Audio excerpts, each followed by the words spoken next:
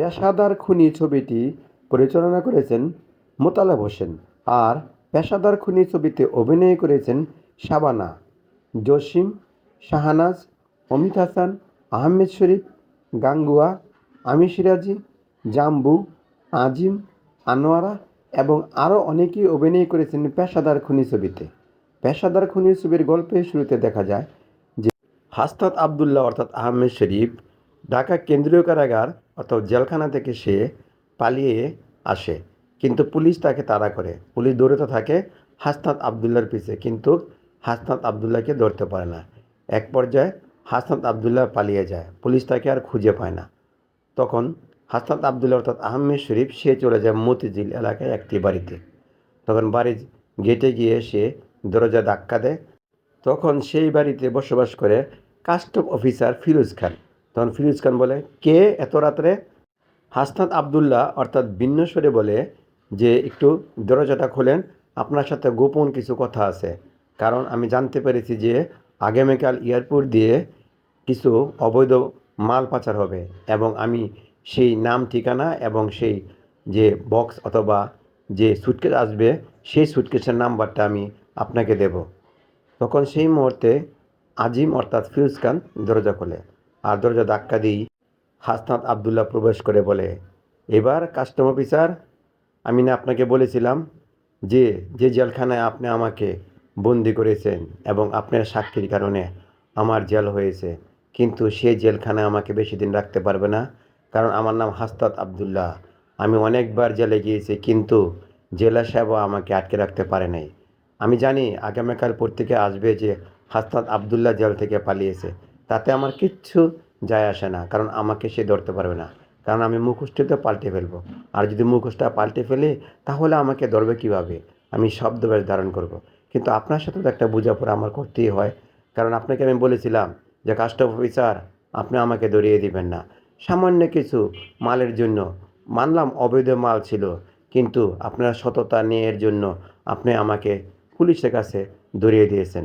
আর police আমাকে জেলখানায় পাঠিয়ে সেখান থেকে জজ সাহেবের রায়ে আমার কি হলো, 12 বৎসরের জেল হলো। সেখান থেকে আমি মাত্র 1 মাসের ভিতরেই আমি জেল থেকে পালিয়ে এসেছি। কিন্তু এই দিনটার জন্য এসেছি যে আপনাকে একটা আমি উচিত শিক্ষা দেব। শুনেন কাস্টম অফিসার, আপনার সততা ন্যায় নিয়ে আপনি পড়ে আছেন না। আপনাকে তো আমি বলেছিলাম যে আপনি আমাকে ছেড়ে দেন, আপনাকে আমি মালামাল করে দেবো, কিন্তু আপনি তো আমাকে ছাড়লেন না। তো এখন আপনাকে তো আমি ছাড়বো না, কারণ আপনি যখন আমাকে ছাড়েননি তাহলে আপনাকে আমি ছাড়বো না। তখন ফিরোজ খান অথবা আজিম বলে, আপনি আমার কি করবেন? দেখেন আমি কি করি। দেখছেন আমার হাতে এটা কি? আমার হাতে কিন্তু একটা পিস্তল। এই পিস্তলটা কই থেকে আসছে জানেন? পুলিশের পিস্তল। এখন আমি যদি এই পিস্তল দিয়ে গুলি করি তাহলে ফাঁসবে কে? যার কাছে এই পিস্তলটা ছিল সে ফাঁসবে।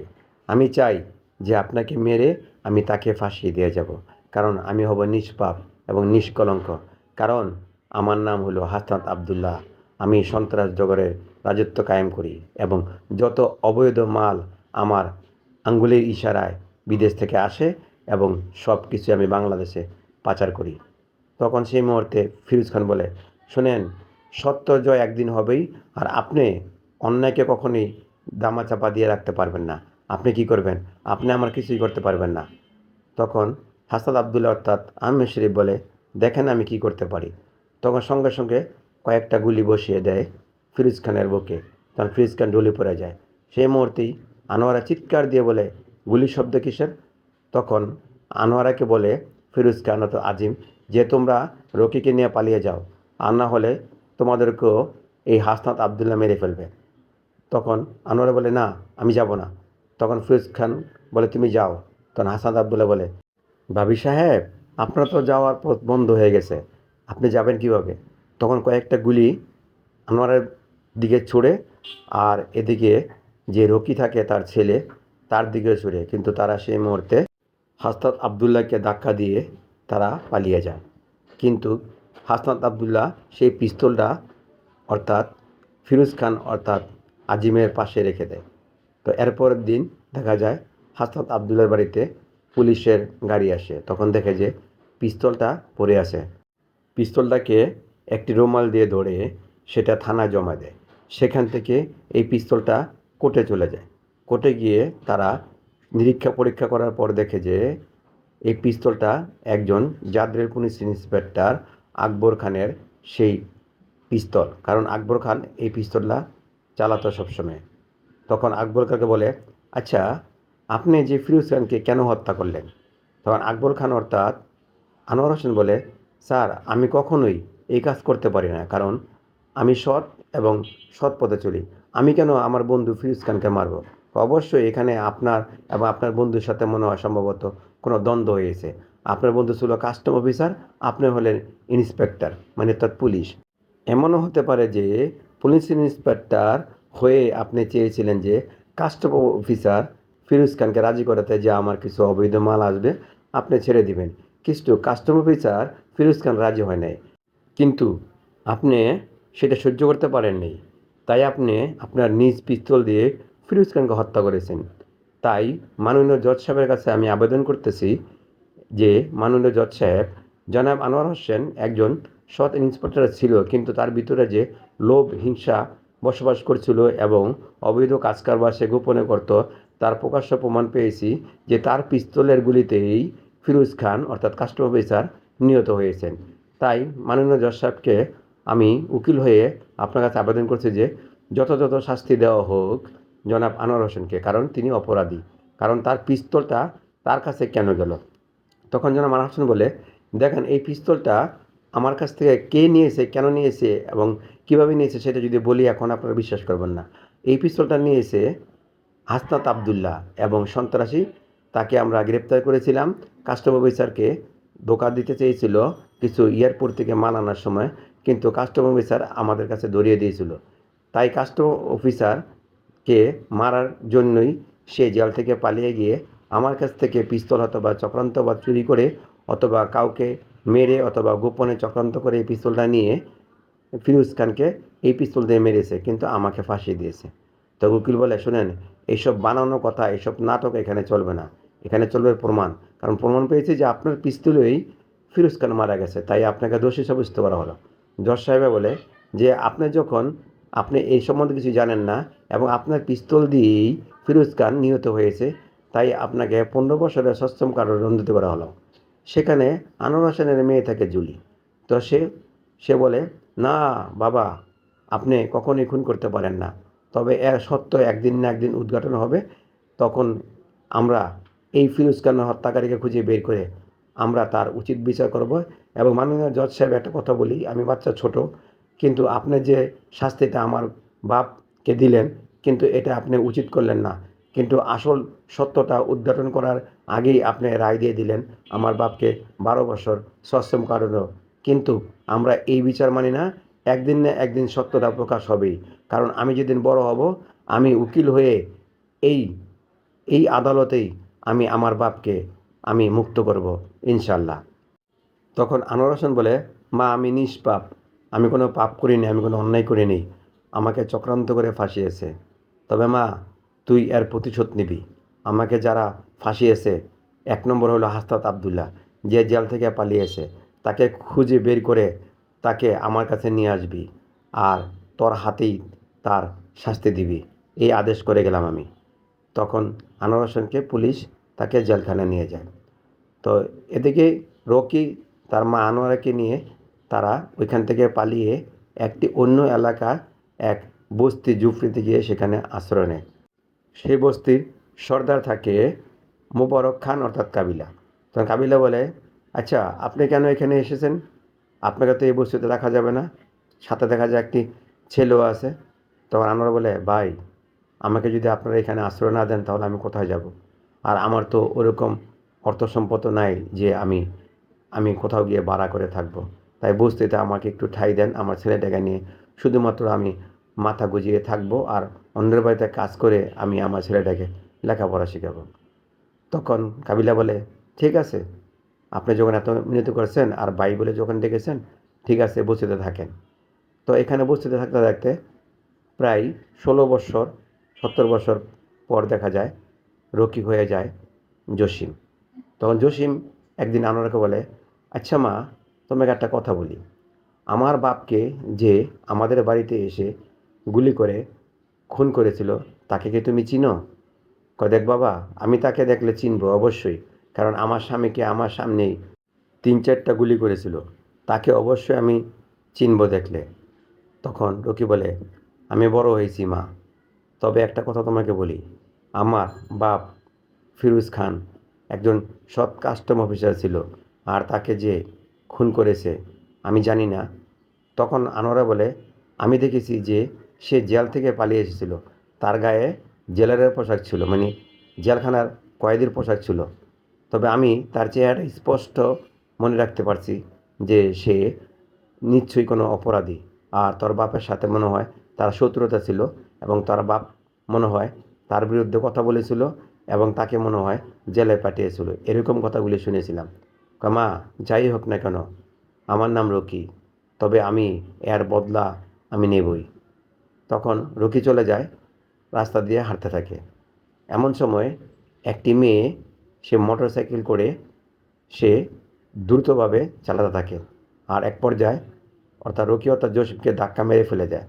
তখন রকি অর্থাৎ জসিম বলে, এই, আপনি আমাকে ধাক্কা মেরে ফেলে দিলেন কেন? তখন জুলি অর্থাৎ শাবানা বলে, শোনেন, আপনাকে আমি ধাক্কা মেরেছি তাই আমি দুঃখিত, কিন্তু আমি যাকে খুঁজছিলাম এবং যাকে আমি পেয়েছিলাম তাকে এখনও ধরতে পারিনি। আমি জানতে পেরেছিলাম তার নাম নাকি হাসনাত আবদুল্লাহ, কিন্তু সে জেল থেকে পালিয়ে এসেছিল, আর সেই ফিরোজ খান নামে এক কাস্টম অফিসারকে খুন করেছিল। সেই খুনের দায়ভার আমার পিতার উপর পড়েছে। আমার পিতা 12 বৎসর জেল খেটে এখন সে বৃদ্ধ হয়ে সে আফসোস করতেছে আর বসে বসে কাঁদে। তাই আমার বাপের মিথ্যা মামলা এবং মিথ্যা সাজার প্রতিশোধ নেওয়ার জন্য আমি সেই হাসনাত আবদুল্লাহ এবং জেল পলাতক আসামিকে খুঁজে বেড়াচ্ছি। তখন রকিয়ত জসিম বলে, শোনেন, আপনি পাবেন না তাকে। নিশ্চয়ই সে এই ডাকার ভিতরে আছে, কিন্তু সে অন্য নামে অন্য রূপে সে এখানে আছে। তার নাম ছিল হাসনাত আবদুল্লাহ, কথা সত্য। আর ফিরোজ খান কথাটা শোনেন, তাহলে ফিরোজ খান ছিল আমার বাবা, আর আমার বাবা কি সে হাসনাত আবদুল্লাহ জেল পলাতক যে একজন ছিল, তিনি খুন করেছিলেন। কিন্তু আমি শুনতেছি এবং আমার মার কাছে শুনেছিলাম যে আনোয়ার হোসেন নামে এক ইন্সপেক্টরের পিস্তল দিয়ে নাকি তোর বাপকে খুন করা হয়েছিল। তার নাম নাকি হাসনাত আবদুল্লাহ, এবং জেল থেকে পালিয়ে এসেছিল। কিন্তু হাসনাত আবদুল্লাহ অর্থাৎ তোর বাপকে খুন করে ফাঁসি দিয়ে গেছে জনাব আনোয়ার হোসেন, একজন সৎ পুলিশ ইন্সপেক্টরের নামে, এবং সে জেল খাটতেছে। তখন জুলিয়টা সাবানা বলে, ও, আপনি তাহলে ফিরোজ খান কাস্টম মিনিস্টারের ছেলে? তো রোকেত জসিম বলে, শোনেন, এইভাবে আপনার খুঁজে পাবেন না। আমি আপনার সাথে থাকব, দুজনে মিলে আমরা খুঁজে বের করব সেই কুখ্যাত খুনি হাসনাত আবদুল্লাহকে। তখন জুলি বলে, ঠিক আছে, মিলান হাত। তখন দুজনে হাত মিলে, আজ থেকে শুরু হবে আমাদের আখিরি হামলা এবং আখিরি নিশান এবং আখিরি নিশানা। হাসনাত আবদুল্লাহ হবে আমাদের টার্গেট। তবে একটা কথা শুনেন, হাসনাত আবদুল্লাহকে ধরতে হলে আমাকে হতে হবে পেশাদার খুনি, আর পেশাদার খুনি হলেই আমি হাসনাত আবদুল্লাহর দলে ঢুকবো। আমি যদি 2-4টা খুন করতে পারি, এবং তখন আমি হয়ে যাব পেশাদার খুনি। আর পেশাদার খুনি হাসনাত আবদুল্লাহ মতো লোকেরা যারা এখানে সন্ত্রাসী ডন থাকে, তারা এই খুনিকে খুঁজে বেড়ায়। তবে আমাকে একটু সাহায্য সহযোগিতা আপনার করতে হবে। আমি মানুষকে ঠিকই খুন করব, কিন্তু তারা মারা যাবে না। কিন্তু প্রত্যেকে নিউজ হবে যে পেশাদার খুনি একজন নতুন ডাকা আবির্ভাব হয়েছে, সে মানুষকে খুন করে। আর যখন এই কথাটা হাসনাত আবদুল্লাহর কানে অথবা প্রত্যেকে আসবে, তখন দেখবেন আমাকে তার দলে টানবে। তখন রকি হয়ে যায় পেশাদার খুনি। সে সন্ত্রাসী কিছু লোককে সে নিজ হাতে খুন করে, আর বলে, বল ফিরোজ খানকে কে খুন করেছে, বল ফিরোজ খানকে কে খুন করেছে। তখন কিছু সন্ত্রাসীরা বলে, ফিরোজ খানকে কে খুন করেছে আমরা জানি না। যদি তুই না জানিস তাহলে তুই মর। তখন দেখা যায় রকি 2-4টাকে সত্যি সত্যি খুন করে ফেলে। এরপরে প্রত্যেকে আসে যে নতুন একটি পেশাদার খুনির আবির্ভাব হয়েছে, এই পেশাদার খুনিকে যে ধরে দিতে পারবে তাকে 50,000 টাকা পুরস্কার দেওয়া হবে। তখন পেশাদার খুনি অর্থাৎ রকিকে ধরার জন্য অনেক লোক লেগে যায়, কিন্তু পেশাদার খুনি যে জসিম সেটা অর্থাৎ রকি যে সেটা কেউ জানে না। কিন্তু রকি অর্থাৎ জসিম সেও চেহারার মুখোশ পাল্টে ফেলে, আর মুখোশ পাল্টিয়ে এক এক করে সন্ত্রাসী লোককে সে খুন করতে থাকে। কিন্তু সে ভয়ে শহরের মানুষ আর রাস্তায় বের হয় না এবং কেউ কাজকর্মও যায় না। কিন্তু সবাই আন্দোলন করে যে পেশাদার খুনি কে, এই পেশাদার খুনিকে আমাদের যে কোনো মূল্যে ধরতে হবে। এদিকে গাঙ্গুয়া থাকে হাসান আবদুল্লাহ দলে। তখন হাসান আবদুল্লাহকে গিয়ে গাঙ্গুয়া বলে, বস, একটা সুসংবাদ আছে। তখন হাসান আবদুল্লাহ তার আম্মা শরীফ বলে, কী সংবাদ, কী সুসংবাদ, বলো। কই, দেখেন, আমি একটা কথা বলি শোনেন। নতুন একটা শহরের ভিতরে একটা পেশাদার খুনি জন্ম নিয়েছে। তার নাম নাকি রকি খুনি, অর্থাৎ পেশাদার খুনি।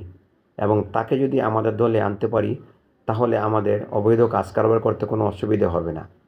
তখন হাসান আবদুল্লাহ বলে, শোন, আমি মুখোশটা পাল্টিয়ে ফেলেছি, কিন্তু নামটাও কিন্তু পাল্টিয়ে ফেলেছি। আমার নাম কিন্তু এখন হাসনাত আবদুল্লাহ না, আমার নাম হলো মীর আব্দুল বিন কাসিম, কাসিম খান। মানে আমার নাম হলো কাসিম খান, আমাকে কাসিম খান বলে ডাকবি, আর বস বলে ডাকবি, আমাকে আমার নাম বলে ডাকবি না। বস, ওই পেশাদার খুনিকে আমাদের দলে যেভাবে হোক আনেন। আচ্ছা, তোর পেশাদার খুনির সে দুর্বলতা কোথায় একটু খুঁজে বের কর। আচ্ছা ঠিক আছে। গাঙ্গা বলে, বস, আমাকে হুকুম করেন, আমি 24 ঘন্টার ভিতরে পেশাদার খুনির সেই দুর্বলতা খুঁজে বের করেই আমি তাকে আমাদের দলে আনার চেষ্টা করব। এদিকে একদিন দেখা যায় শাবানা জসিম কথা বলতেছে। তো এক পর্যায়ে তারা দুজনকে ভালোবেসে ফেলে। তো একটা গান চলে আসে। গান চলার পর দেখে যে এদিকে গাঙ্গুয়া চিনতে পারে যে পেশাদার খুনি একমাত্র রকি। তো এদিকে ইন্সপেক্টর অমিত হাসান, সে অমিত হাসানকে বড় ইন্সপেক্টর বলে, আচ্ছা, ঢাকা শহরে যে কী ঘটতেছে তুমি কি শুনতে পাও না? তুমি কি পত্রিকা পড়ো না? একজন যে নতুন একটা খুনি বেরিয়ে হয়েছে, পেশাদার খুনি, সে মানুষকে খুন করে ফেলে। তখন অমিত হাসান বলে, স্যার, একটা কথা বলি। কথাটা হলো কি, সে ভালো মানুষকে খুন করে না। যারাই খুন হচ্ছে এবং যারা মৃত্যুবরণ করতেছে তারা সবাই সন্ত্রাসী।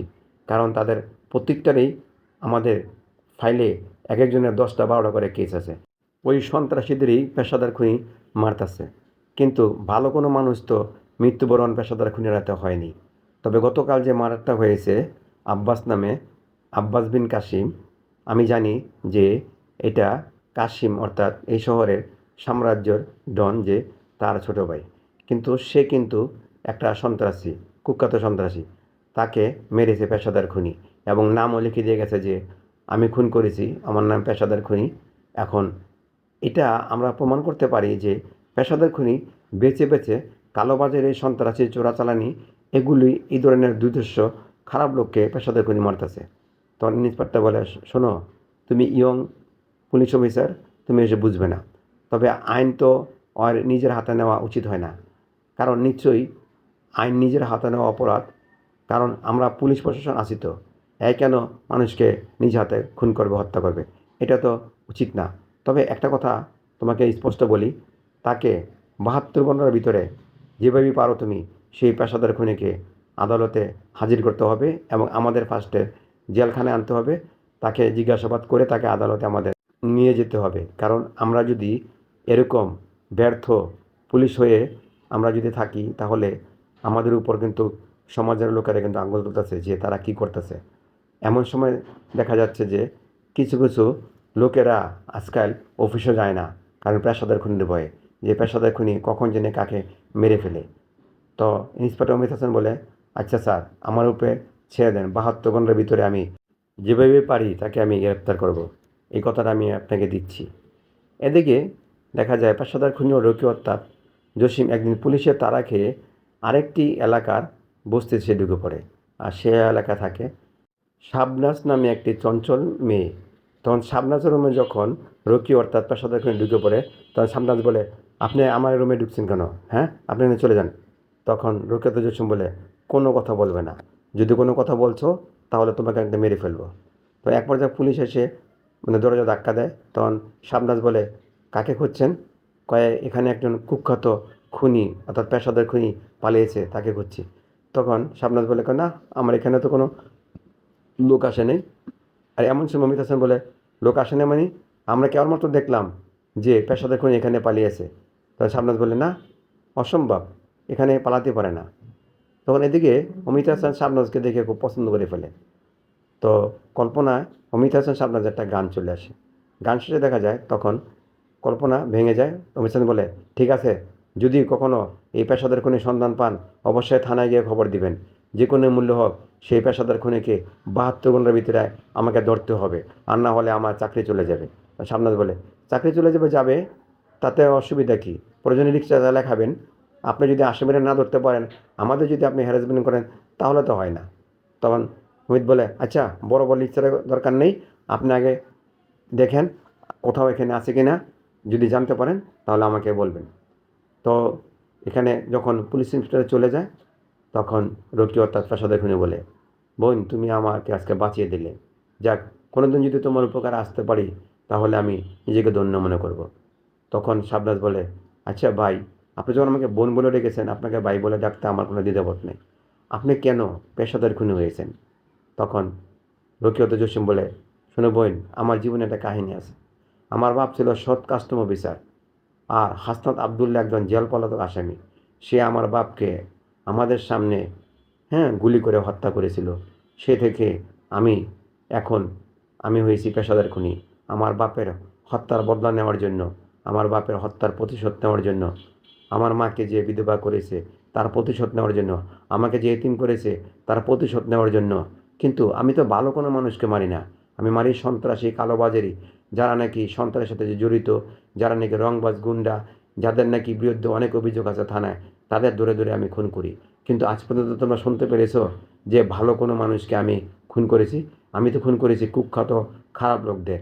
আর আমার নামে প্রত্যেকে প্রতিদিন আসে আমি নাকি পেশাদার খুনি। কিন্তু আমি পেশাদার খুনি সত্য, কিন্তু আমি তো কোনো খারাপ কাজ করি না, আমি ভালো কাজ করি। তখন এই মুহূর্তে একটা মাহবুব খান গিয়ে একটা খবর দেয় যে হাসনাত আবদুল্লাহকে, বস একটা সুসংবাদ আছে, আমরা পেয়েছি হাসনাত আবদুল্লাহকে।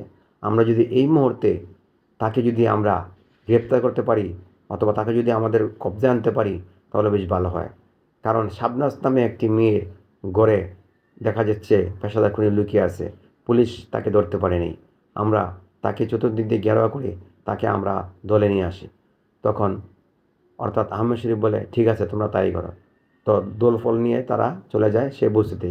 যে চতুর্দিকে ঘেরাও করার পর গাঙ্গুয়া বলে, শোনো পেশাদার খুনি, তুমি আমাদের হাতে ধরা দাও, আর না হলে তোমার এ বোন অথবা তোমাকেও আগুনে পুড়িয়ে জ্বালিয়ে মেরে ফেলবো।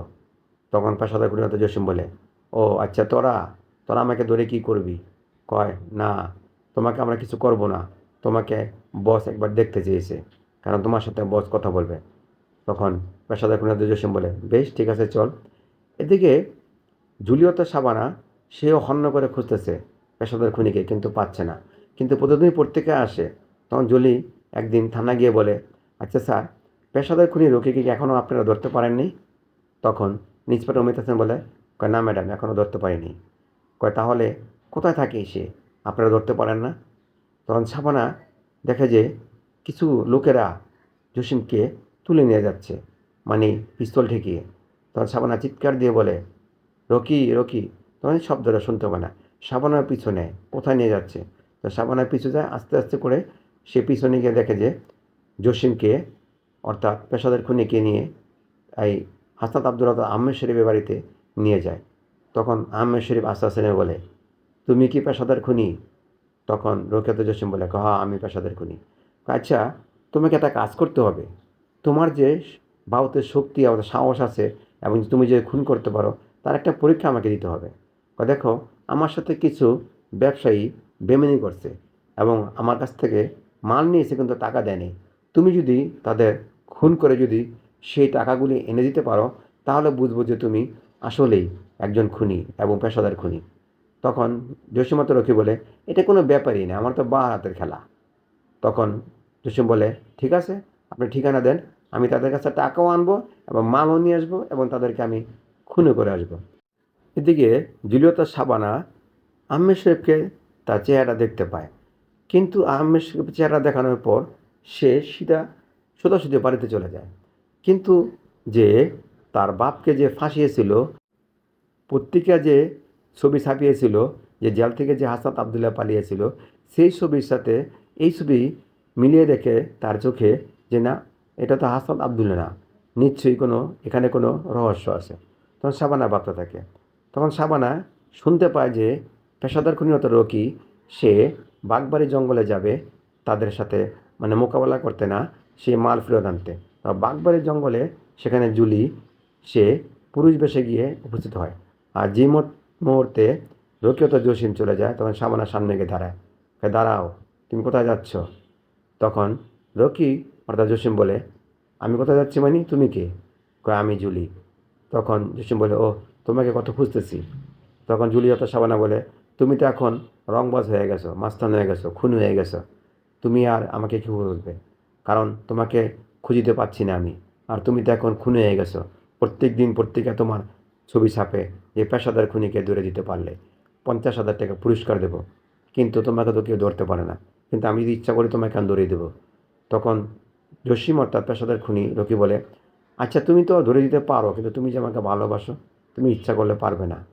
তখন জুলি বলে, তুমি যার সাথে মিশে এবং অবৈধ কাজ কারবার এখন আবার শুরু করতেছ, কিন্তু সে যদি তোমার বাপের হত্যাকারী হয়ে থাকে তাহলে তুমি কি করবে? তখন রকি অর্থাৎ জসিম বলে, আমি তো আমার বাপের হত্যাকারীকে ধরে মানে খুঁজে বের করার জন্যই তো আমি সেই গ্যাংয়ে ঢুকেছি, এবং গ্যাংয়ে ঢুকি আমি খুঁজে বার করব আসল অপরাধী কে এবং আমার বাপকে কে খুন করেছে, কাস্টমার অফিসার ফিরোজ খানকে কে খুন করেছে। তখন জুলি বলে, সাবাস, আমি মনে করছিলাম যে তুমি টাকার লোভে তার কাছে তুমি কাজ করতে গেছো। তখন রকি বলে, না, আমি টাকার লোভে যাইনি জুলি, আমি গিয়েছি আমার বাপের হত্যার বদলা নেওয়ার জন্য। এদিকে আনোয়ারা খুব চিন্তা করে তার ছেলের জন্য। তো একদিন শাবানা অর্থাৎ জুলি সে আনোয়ারার কাছে বলে, খালাম্মা, আপনি কোনো চিন্তা ভাবনা করেন না, রকি সে ঠিক জায়গা মতো নিয়ে আছে, তার বাপের হত্যার বদলা না নেওয়া পর্যন্ত সে নিস্তার পাবে না। তবে আমাকে বলছে সে যে তার বাপের হত্যার বদলা নেওয়ার জন্যই সে নাকি খারাপ একটি গ্যাংয়ে যুক্ত হয়েছে এবং সেখানে কাজ করতেছে, শুধুমাত্র তার বাপের হত্যার বদলা নেওয়ার জন্য। এর আর কোনো রহস্য বা কোনো কারণ নেই। তখন আনোয়ারা বলে, আমিও এটাই চেয়েছিলাম, আমিও বলেছিলাম রকিকে, তোর বাপের হত্যার বদলা তুই না নিলে আমি শান্তি পাবো না। তো আমার ছেলে মনে হয় তাই করতেছে।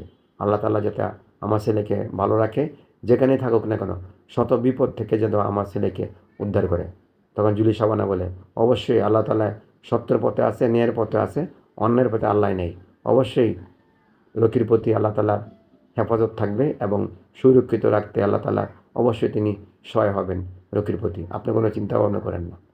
তো এদিকে শাহনাজ আবার অমিত হাসানকে খুব পছন্দ করে, তাদের প্রেম ভালোবাসা হয়ে যায়। তো অমিত বলে, দেখো এখন আমার প্রেম ভালোবাসা করার সময় নেই, আমার হাতে প্রচুর কাজ, কারণ পেশাদার খুনি রকিকে ধরতে হবে এবং জেল পলাতক যে হাসনাত আবদুল্লাহ আছে তাকেও ধরতে হবে।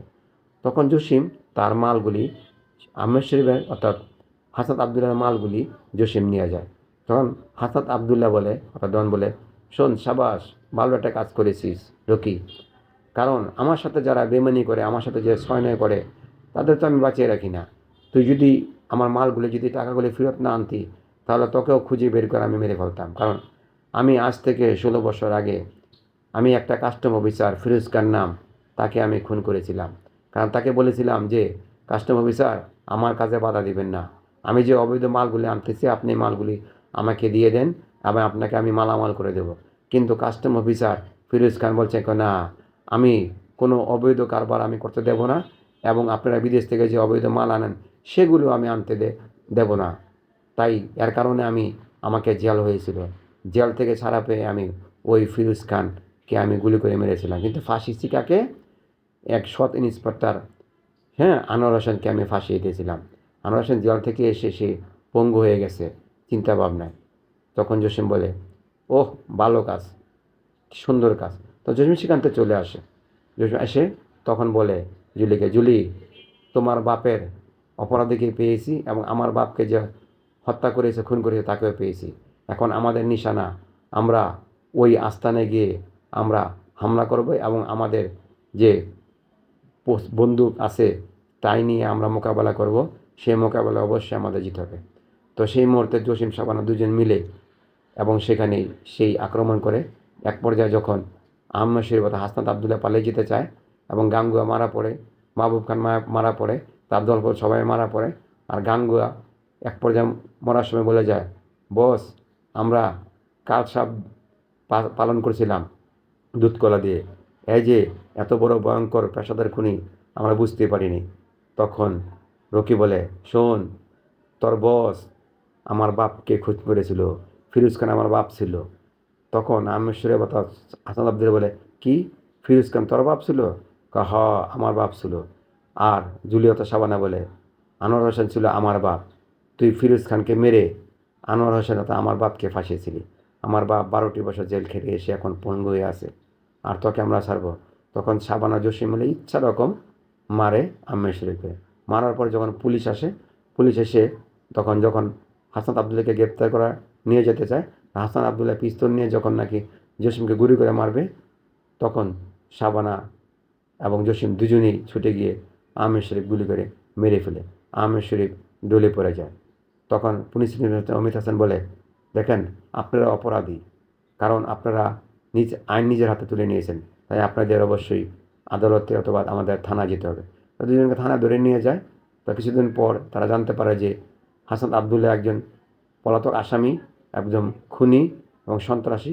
তাই সন্ত্রাস দমন করার কারণে হাসনাত আবদুল্লাহ মৃত্যু এবং তার গ্যাংয়ের মৃত্যুর বিচার কার্য হয় একবারে সহজভাবে। এবং সরকার পক্ষ বলে যে পেশাদার খুনি যে কাজটা করেছে সে কাজটা আমাদের করা উচিত ছিল। এখন রকি যে কাজটা করেছে সেই কাজটা খুব সমাজ সংস্কার হিসাবে কাজটা করেছে। তাই রকি এবং জুলি যে কাজটা করেছে তারা সমাজকে ভালো করার জন্য এবং সমাজ থেকে দুর্নীতি দমন করার জন্য যে দুজনে মিলে উদ্যোগে কাজটা করেছে, তাই আমাদের পক্ষ থেকে, সরকারের পক্ষ থেকে দুজনকে বেকসুর খালাস দেওয়া হলো। তখন তাদেরকে দুজনকে ছেড়ে দেয়। তারা জেল থেকে এসে তারা তারা দুজনকে জড়িয়ে ধরে। আনোয়ারা আসে, তখন তারা মিলে যায়। অমিত হাসান আসে এবং শাবনাজ আসে। তখন দেখা যায় চারজন একসাথে মিলে যায়। এভাবে পরিচালক মোতালেব হোসেন পেশাদার গুণী ছবিটার গল্প শেষ করেন সুন্দরভাবে পরিচালনার মাধ্যমে। কিন্তু ছবিটা যখন মুক্তি পায় সেই সময়ে প্রায় 4 থেকে 5 কোটি টাকা ব্যবসা করে। কিন্তু ছবিটা করতে ব্যয় ছিল মাত্র 50 থেকে 60 লক্ষ টাকা। সুপার ডুপার হিট হয় পেশাদার খুনি ছবিটা এবং দর্শকের কাছে প্রশংসিত হয় পেশাদার খুনি, এবং পরিচালক মহল থেকেও প্রশংসিত হয় পেশাদার খুনি। সবার কাছে প্রশংসিত হয় পেশাদার খুনি ছবিটি।